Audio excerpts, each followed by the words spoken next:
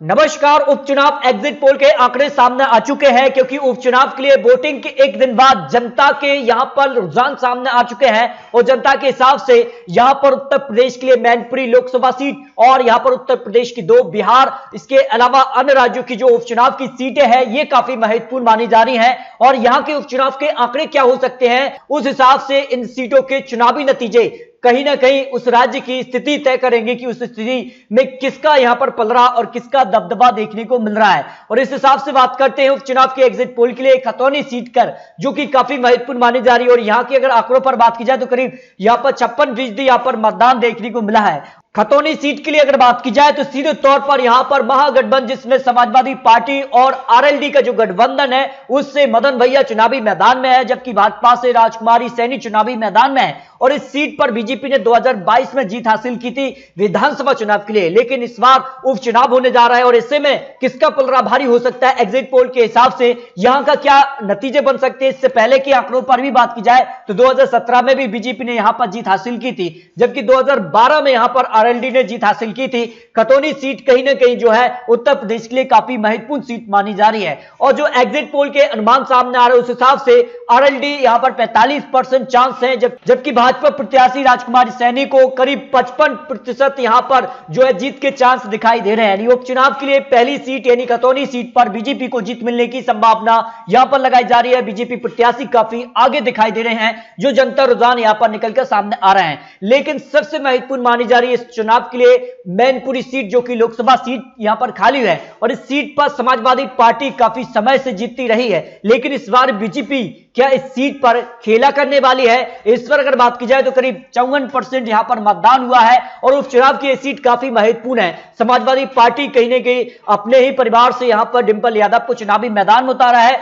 तो डिंपल यादव क्या यहां पर उपचुनाव की मैनपुरी सीट पर जीत हासिल करके जो उनकी परंपरागत सीट है उसको बरकरार रख पाएंगे या नहीं, इस पर कुछ महत्वपूर्ण आंकड़े। समाजवादी पार्टी से डिंपल यादव चुनावी मैदान में है, बीजेपी से यहां पर रघुराज सिंह यहां पर साक्य को चुनावी मैदान में बीजेपी ने उतारा है। लेकिन 2022 की जंग कौन जीतेगा, क्योंकि एक तरफ यहां पर यादव परिवार एक साथ दिखाए एक मंच पर, तो इसका फायदा सीधे तौर पर क्या उनको मिल पाएगा। क्या यहां पर जो परंपरागत सीट रही है 1996 से लेकर अब तक 2022 तक समाजवादी पार्टी इस सीट पर मैनपुरी लोकसभा सीट पर जीतती रही है, लेकिन इस बार क्या बीजेपी खेला करने वाली है, क्योंकि इससे पहले भी आदमपुर सीट और अगर बात की जाए तो जो उपचुनाव था उस पर बीजेपी ने बड़ी जीत हासिल की थी। मैनपुरी की सीट की बात की जाए तो करीब जो 54% यहां पर वोटिंग हुई है उसमें 17 लाख वोटर्स थे। अब इनका जो यहां पर आंकड़ा है उसमें समाजवादी पार्टी सबसे ज्यादा है, 4,25,000। ठाकुर वोट की बात की जाए तो 2,50,000 है, दलित 1,50,000, वैसे यहां पर 70,000, शाक्य यहां पर करीब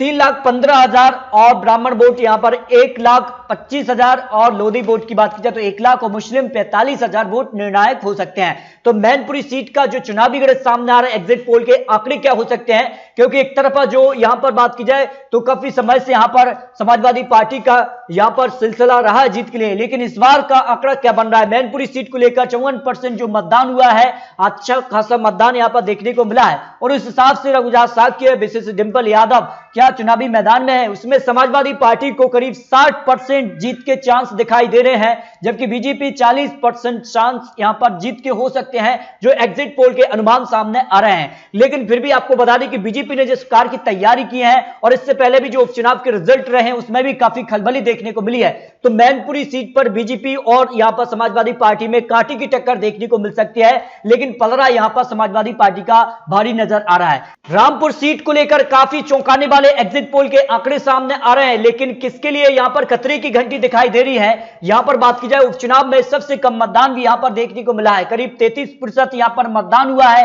रामपुर सीट को लेकर। और ऐसे में यहां के एग्जिट पोल के आंकड़े क्या बन सकते हैं। बीजेपी से आकाश सक्सेना चुनावी मैदान में है, जबकि अगर बात की जाए रामपुर सीट से तो यहां पर आजम खान के करीबी आसिम रजा यहां पर चुनावी मैदान में है और आसिम रजा जो है वो इससे पहले भी उपचुनाव में हार चुके हैं, तो यहां पर यह माना जा रहा है कि यहां कुछ भी हो सकता है। काफी उलटफेर आंकड़े देखने को मिल सकते हैं। हालांकि समाजवादी पार्टी का रामपुर सीट पर यहां पर जीत का जो है सिलसिला जरूर रहा है। 2017 में भी यहां पर समाजवादी पार्टी ने जीत हासिल की थी और 2012 में भी और 2022 में भी इस सीट पर समाजवादी पार्टी ने जीत हासिल की थी। लेकिन इस बार के आंकड़े क्या बन सकते हैं? इससे पहले जो उपचुनाव था यहां पर 2019 में भी रामपुर सीट पर, तो इस सीट पर भी समाजवादी पार्टी ने ही जीत हासिल की थी। लेकिन इस बार काफी उलट हो सकता है, जो आंकड़ा है बदल भी सकता है और इस हिसाब से जो एग्जिट पोल ने अनुमान लगाया उस हिसाब से बीजेपी का पलड़ा यहां पर भारी हो सकता है और समाजवादी पार्टी यहां पर 45% चांस, जबकि बीजेपी प्रत्याशी को 55% चांस यहां पर जीत के हो सकते हैं, जो एग्जिट पोल के अनुमान सामने आ रहे हैं।